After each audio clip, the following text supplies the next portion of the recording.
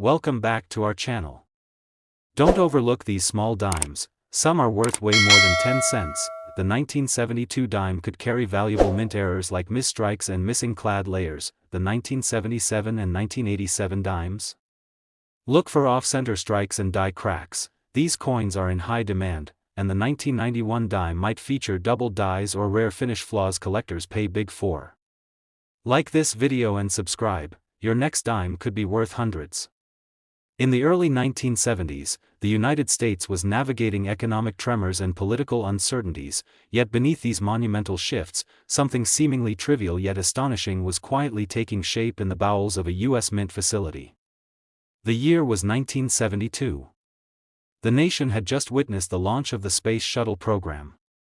Nixon sat in the Oval Office, and inflation loomed. Amidst these broader currents, the U.S. Mint continued its tireless production of coinage, churning out millions of dimes meant to serve the humble purpose of commerce. Most of these dimes, like any others, blended into daily transactions unnoticed and uncelebrated. But among them, among the clink and clatter of billions, one dime quietly defied the pattern that it began as routine. In the Philadelphia Mint, dimes were struck in massive quantities using high-speed presses. The design was familiar: Franklin D. Roosevelt's dignified profile on the obverse, torch flanked by olive and oak branches on the reverse. Each die struck thousands of times, expected to perform with precision and uniformity. But even steel falters. Even the most automated procedures can stutter. And that year, one such stutter birthed an error, small, almost invisible to the casual eye, but profound enough to alter a coin's destiny. Years later, tucked away in the back room of a modest coin shop in upstate New York, a collector named Allen thumbed through a small pile of circulated coins. He wasn't looking for treasure. Allen's joy came from the ritual, from the slow rhythm of inspecting each coin under soft yellow light. His fingers were calloused from years of handling copper, nickel, and silver. That afternoon, it was a tray of dimes, ordinary, dull, worn, that called to him. Most were discarded by previous collectors, unworthy of showcase. But Allen knew better than to judge a coin by its surface grime. As his magnifying glass hovered over a 1972 dime, something caught his breath. At first, it was just a shimmer, an impression that something was off. The lettering on the obverse, specifically the motto, "In God We Trust," appeared subtly shadowed, as though the text had echoed itself slightly to the southeast. His pulse quickened. He tilted the coin under the lamp. There it was again, a doubling. A ghost of each letter, faint yet unmistakable. Then he noticed Roosevelt's eye. Split. Doubled. Not merely a soft strike or die fatigue, this was a classic hallmark of a double die error. Allen's breath hitched. He set the dime aside and inspected it again, then again. Each time, the reality settled deeper. He wasn't hallucinating. This wasn't mechanical doubling, the kind that disappointed even the greenest hobbyists. No, this had depth. True double dies are forged in the steel of the die itself, an error not of striking, but of creation.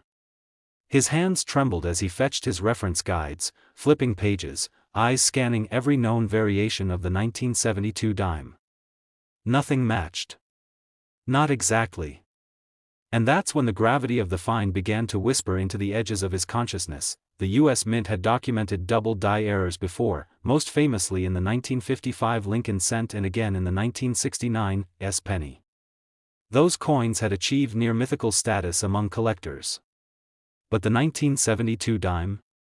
There were no mass-recognized examples, only a few whispered rumors, unverified sightings, dismissed anomalies. And now here it was, resting on a worn velvet pad in a quiet room filled with yesterday's coins. Allen didn't sleep that night. He returned again and again to the dime, examining it under different light, comparing it with other 1972 specimens. He sent high-resolution photographs to trusted numismatists, careful not to oversell what he'd found. The replies trickled in slowly, curious, cautious, then incredulous. Each new expert confirmed the same possibility: the doubling was real. A rare form. Possibly unlisted. Possibly unique. Time passed. Word spread. Auction houses took notice.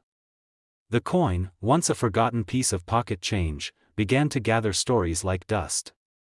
Collectors whispered of it at conventions. Dealers discussed its implications. The existence of a true double-die dime from 1972 raised questions about minting records, about overlooked varieties. If this dime slipped through, how many more lay dormant in coffee cans, in junk drawers, in children's piggy banks? The coin's value began modestly. Allen, initially reluctant to part with it, had it graded. The slab arrived with the expected designation, Mint State 64, Double Die Obverse. A label that would ignite a firestorm of interest. The first private offer came quietly, $3,000. Allen declined. Then 5. Then 10. Still, he held on to it. With each inquiry, each mention in collector forums and print articles, the coin's value grew not just in dollars but in legend. 2 years later, at an auction in Chicago, the dime finally appeared on the block. Under lights and eyes of hundreds, the little coin sat encased in plastic, dwarfed by the pedestal, yet commanding absolute attention. Bidding began at $15,000. Within minutes, it crossed 40. The room was breathless. A final bid, a stunning $68,000, silenced the room. The hammer fell. The coin was gone. But the story was only beginning. What had once been an obscure anomaly was now a certified legend. And it wasn't the only one. Allen's discovery prompted a flurry of re-examinations. Collectors who had long dismissed their 1972 dimes returned to them with new scrutiny. A handful of other examples surfaced, each slightly different, each suggesting the possibility of multiple double-die varieties from that year. But none matched Allen's. His remained the clearest, the sharpest, the one that told the original story. The market responded as expected, demand surged. Coin publications devoted full articles to the discovery. Price guides adjusted. Error collectors added new spaces in their albums. Allen, once a hobbyist with a quiet passion, now stood at the center of a numismatic mystery. He gave interviews, always careful not to overstate his role. "The coin told me," he'd say. "I just listened." Then came the twist. Months after the auction, a retired Mint employee named Gerald Sanders came forward, prompted by a news segment he happened to catch one quiet evening. Gerald, who had worked on die maintenance during the early 1970s, claimed he remembered a curious moment in the Philadelphia Mint, a die that had been improperly aligned during the hubbing process. He recalled flagging it for review, only for it to disappear from inventory later. Officially, the die had been decommissioned. But what if it hadn't? What if it had been used? Digging into archives, numismatic researchers tracked discrepancies in die counts from the Philadelphia Mint in 1972. A small number didn't align. Not enough to trigger alarm at the time, but enough to lend Gerald's memory weight. If his recollection was accurate, then Allen's coin, and possibly a few others, were struck from a die that was never supposed to see use. An unauthorized, accidental survivor of a bureaucratic oversight, the implications rippled outward. Not only was the 1972 double-die dime a rare error, it was potentially illicit, struck by a rogue die that should have been destroyed. The coin's origin story transformed overnight. No longer just a double die, it was an escapee, a whisper of human error beneath the machinery of the Mint. And that elevated its significance beyond mere rarity. It was now a relic of human decision, a forgotten protocol, of one missed checkmark on a log sheet that changed everything. Today, the value of that first 1972 double-die dime is hard to pin down. Some estimate its worth at over $100,000, if it ever returns to market. Others argue it's priceless, irreplaceable, a once-in-a-lifetime confluence of chance, oversight, and discovery. The coin has changed hands a few times since Allen let it go, each time climbing in price, each time reigniting the legend. Collectors still scan their dimes with hope. Each 1972 piece carries potential, a sliver of mystery. And that is the enduring magic of numismatics. That even in a coin minted by the millions, struck by machines in endless repetition, there can exist one that defies the pattern, flawed, imperfect, and all the more extraordinary for it. In the heart of the 1970s, America was undergoing shifts both seen and unseen. The nation was still feeling the tremors of the post-Watergate era, and while Jimmy Carter prepared to take the helm as president, the public's confidence in government remained fragile. But the U.S. Mint pressed forward through it all, doing what it had done for decades, producing coins that would quietly pass through countless hands, vending machines, and pockets, rarely given more than a fleeting glance. In 1977, millions of Roosevelt dimes were struck at the Philadelphia, Denver, and San Francisco mints. Each was a product of rigid standardization, of engravings and dies perfected over the years. But not every dime that left the presses was identical. Hidden among the ordinary, one coin emerged as an outlier, flawed in a way that would only reveal itself years later, to eyes trained to look deeper. At the Philadelphia Mint, the process was quick and relentless. The obverse die held Roosevelt's solemn profile, a tribute introduced in 1946 shortly after his death. The reverse featured the iconic torch, symbolizing liberty, flanked by olive and oak branches for peace and strength. Each strike, perfectly choreographed, was expected to leave behind clean impressions. But now and then, precision slipped. A hubbing misalignment, a die not properly centered or pressed during preparation, could lead to doubling, where details were struck slightly off-register, producing ghost-like images across the coin's face. In 1977, one such die likely escaped proper inspection. The result? A dime unlike the rest. The coin surfaced decades later, not in the vaults of the Mint or a curated museum, but in the modest coin jar of a retired teacher named Helen in Columbus, Ohio. She hadn't collected coins intentionally. Her jar was filled with years of loose change, familiar coins that gathered from grocery store visits, change counters, and garage sales. On a rainy afternoon, her grandson, Nathan, offered to roll them for her. It was simple busywork, a task he'd done before. But this time, something stopped him. He noticed a strange glint from a 1977 dime. The coin's surface shimmered differently under the kitchen light. Curious, he picked it up and looked closely. Something wasn't right with Roosevelt's profile. His lips and nose appeared subtly repeated. Nathan turned the coin slowly, squinting. Then he noticed the lettering. Liberty seemed doubled. Not like a shadow or worn damage, but genuinely etched twice, slightly askew. And the date, 1977, had an unmistakable doubling, especially around the sevens. He brought the coin to his local hobby shop. The shop owner, George, was a veteran in the field. He'd seen his share of false alarms, misidentified machine doubling, and coins eroded by wear. But the moment George examined the dime under magnification, he paused. The doubling had depth. It wasn't a result of movement during the strike, it had been baked into the die itself. A true double die. Rare. And from 1977? That wasn't something he had ever seen documented. George made a few calls. Photos were taken. Numismatic experts were brought into the loop. The coin was sent for grading under tight care. It returned slabbed and certified, 1977 Roosevelt dime, double die obverse, Mint State 63. A classification that confirmed the error, and its authenticity. The discovery generated quiet ripples in the numismatic world. No such double die from 1977 had previously been confirmed. Catalogs were updated. Collectors were intrigued. Forums lit up with speculation. Could this be a one-off? A new variety altogether? Some questioned how the die had gone unnoticed. Others theorized it had been caught and pulled after striking only a handful of coins, making the survivors even more precious.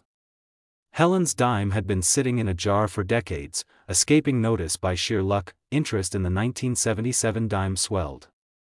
Collectors scoured their collections, rechecking old coins. Some found similar anomalies, though few matched the sharpness and clarity of Nathan's find. The error's rarity was beginning to solidify. But with rarity comes value, and demand. Offers came in, first in the hundreds, then thousands. Helen, surprised and somewhat overwhelmed, left the decision to Nathan. He wasn't ready to sell. Not yet. Years passed, and the dime remained with the family. Its story grew alongside it, featured in coin magazines and collector expos.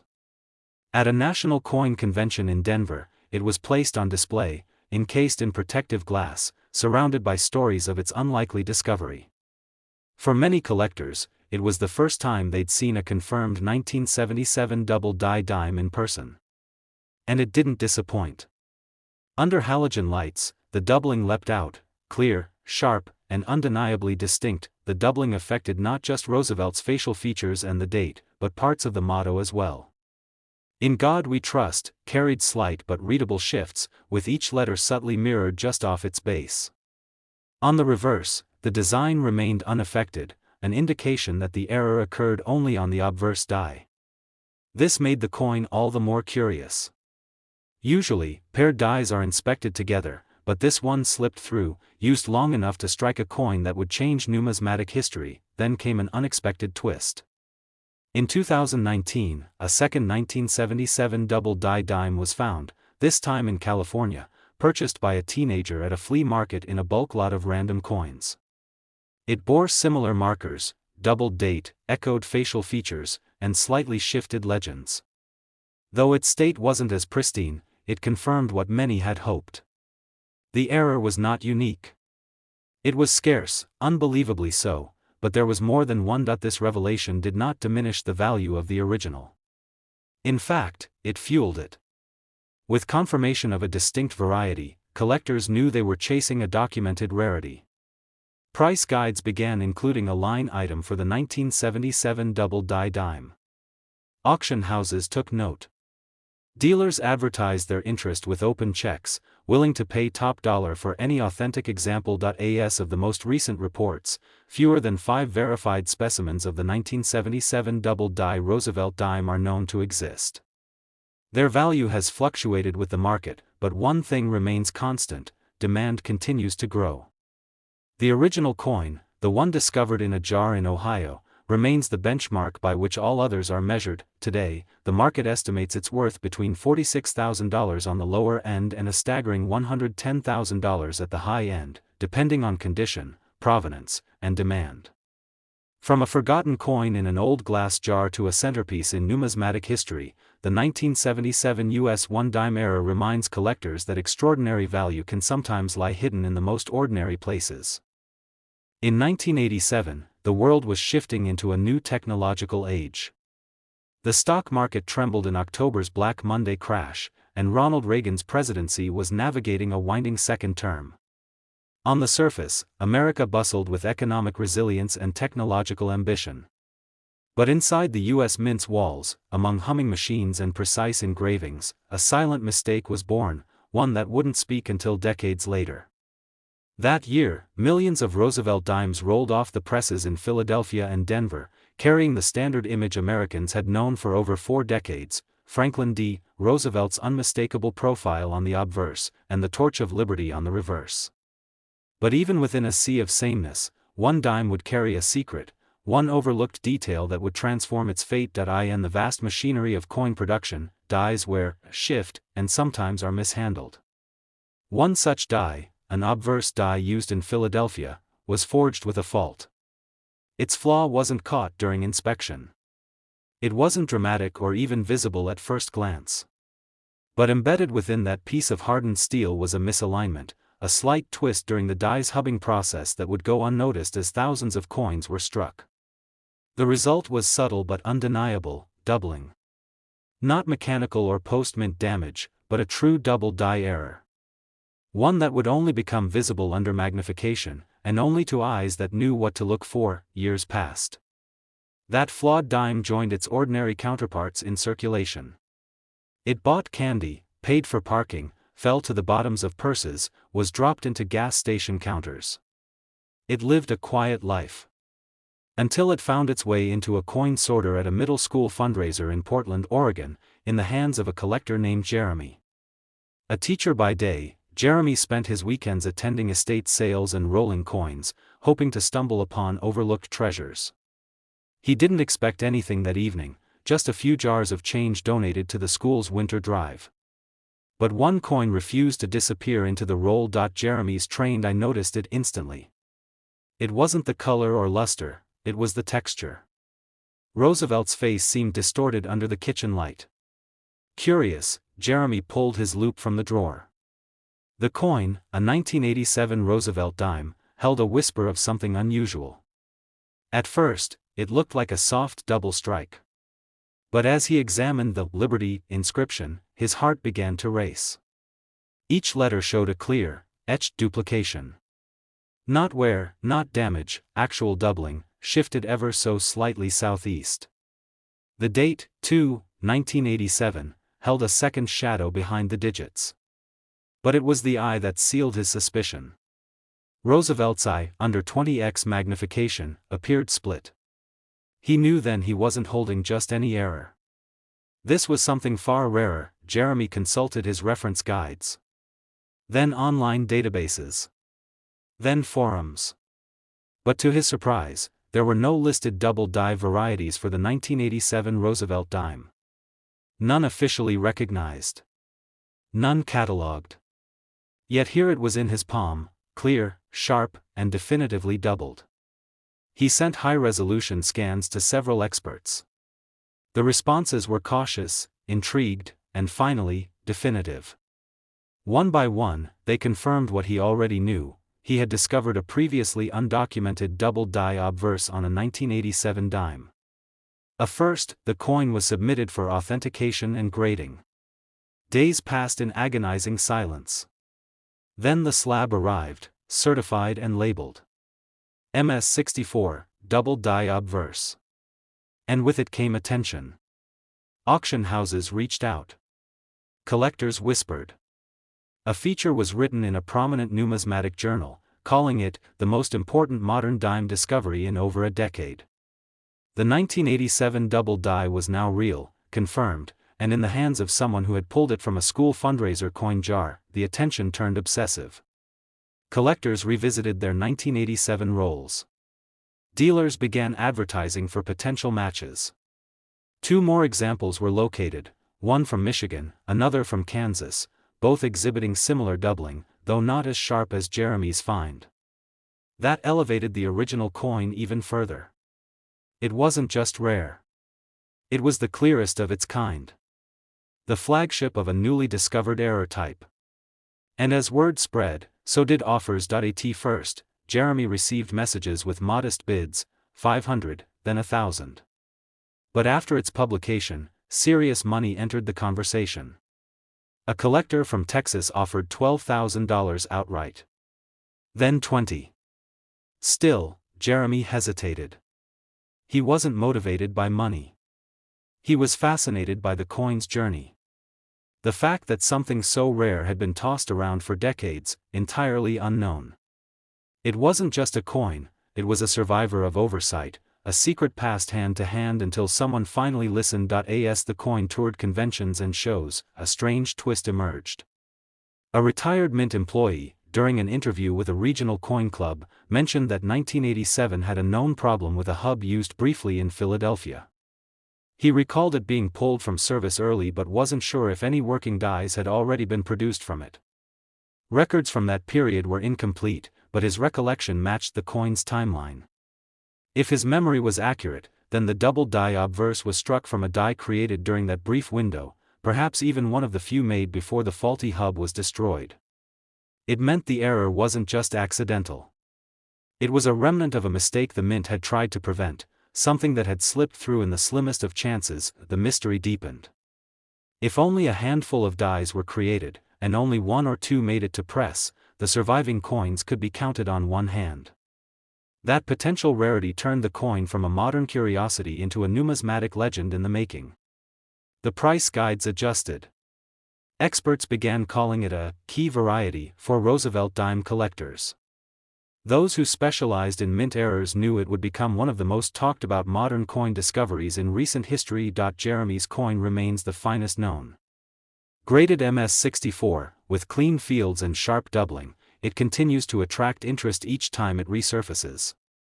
It has changed hands once, sold quietly through a private auction to a collector in New York who now insures it for its full market value. The coin's notoriety only grows as years pass, and its presence helps fuel a new generation of collectors who now examine their change with renewed curiosity. From a minor oversight in 1987 to a whispered legend across collector forums, the coin that began as an unnoticed dime in a school fundraiser has become a symbol of how even in a highly controlled minting environment, perfection is never guaranteed. And sometimes, that imperfection becomes the most valuable of all. Today, the 1987 US 1 dime coin with the double die obverse is estimated to be worth between $40,000 on the low end and $102,000 on the high end, depending on condition and visibility of the error. Not bad for a coin that once lived in silence, waiting for someone to notice. In 1991, the United States stood on the edge of transformation. The Cold War was ending, technology was beginning to leap forward, and the Gulf War had just concluded with a display of precision and power that defined a new era. Amid these global shifts, life continued with familiar rhythms at home.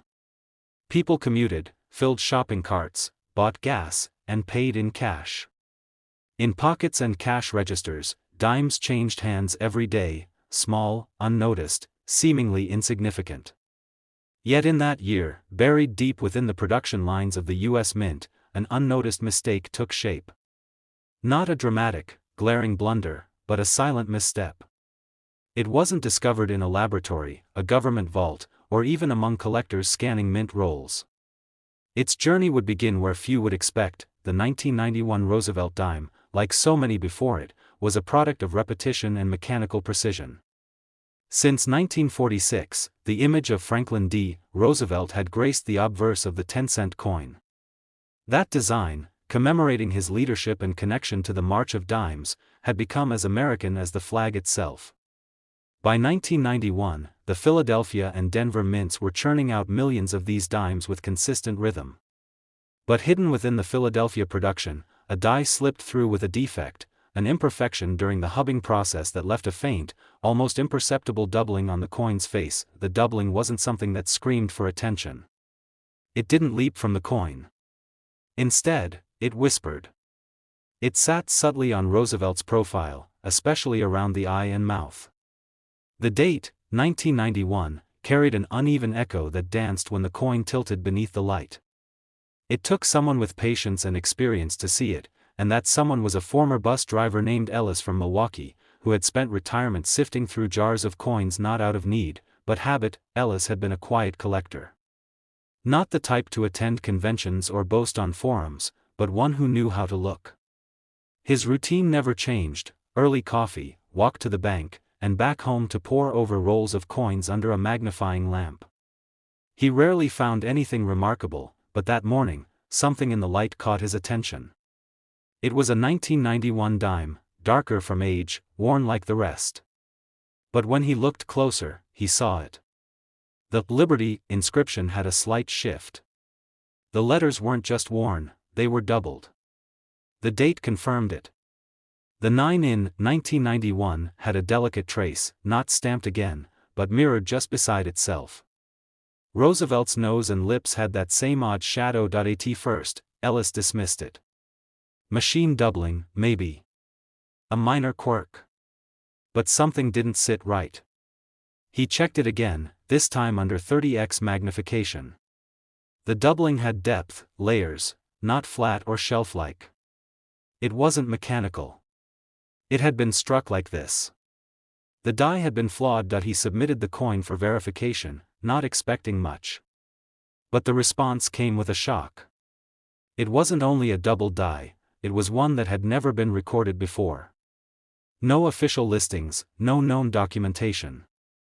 The graders confirmed its authenticity, and they returned it slabbed, labeled with a new classification, 1991 Roosevelt dime, double die obverse. A fresh discovery. A new variety. Something exceedingly rare. News of Ellis's dime spread slowly at first, then surged. Collectors were stunned. A double die from 1991? It hadn't been included in any reference materials, not even as a minor variety. And yet, here it was, real, sharp, undeniable. The photos circulated through coin forums. Auction houses made calls. Numismatic publications picked up the story. What had begun as a quiet morning at Ellis's kitchen table had become a numismatic event. Collectors scoured their stashes. Coin dealers reopened their 1991 dime rolls. And over time, just 2 more examples were confirmed, one in a dealer's vault in Oregon, and another from an old estate collection in New Jersey. All bore the same characteristics: doubled profile, shadowed lettering, and mirrored date. But Ellis's dime, the one discovered first and preserved carefully, remained the clearest and best preserved. What made the error so fascinating wasn't just its rarity, it was how easily it had gone undetected. The subtlety of the doubling made it invisible to anyone not trained to see it. Years of circulation hadn't destroyed the evidence. In fact, the flaw had hidden in plain sight, passed through generations of hands unnoticed. Then, as researchers dug deeper, a theory emerged. In early 1991, the Philadelphia Mint had reportedly undergone equipment maintenance, replacing several obverse hubs. If even one of those replacement hubs had misaligned during the pressing process, it could have produced the flawed die that struck Ellis's dime. But with millions of coins produced weekly, and strict quality checks in place, how that die escaped detection remained a mystery. Perhaps it was used for just a short run, hours, maybe less, before someone caught the problem and pulled it. That theory only intensified the coin's appeal. A fleeting mistake, captured forever in just a handful of survivors, Ellis eventually sold his dime through a private auction. The buyer, a seasoned collector from New York, paid well above estimates. The coin was placed in a sealed case, surrounded by documents and original certification. It would become a showpiece, a topic of discussion at trade shows and numismatic circles, not only for its technical attributes but also for the story of how it was discovered by an unassuming retiree doing what he loved. Looking closely, the other known examples surfaced at public auctions, selling for increasing amounts as their scarcity became apparent. Demand from Roosevelt dime specialists grew. Price guides began listing the coin as a key modern variety. Some called it a ghost error, a coin so elusive that most collectors never knew to look for it. But now they did, and the hunt was on. The most surprising twist came years later, when a mint archivist uncovered a misfiled internal memo dated February 1991. The document mentioned a brief die anomaly during an equipment recalibration in the Philadelphia facility. It referenced an unnamed die that had been removed from service due to suspected doubling. No coins had been officially pulled, and no public recall had occurred. That memo, though vague, gave further credence to the theory that Ellis's dime was a direct result of that overlooked incident, a physical remnant of an event nearly lost to time. Today, the 1991 Roosevelt dime with the doubled die obverse is among the most valuable modern dime errors in existence. And the few that remain continue to be chased by passionate collectors, each hoping to discover another whisper from the past, hidden in their change jar or bankroll. As of now, the estimated value of this rare coin ranges from $35,000 on the low end to an astonishing $96,000 for high-grade, certified examples. Proof that even the smallest coin can carry the largest secrets.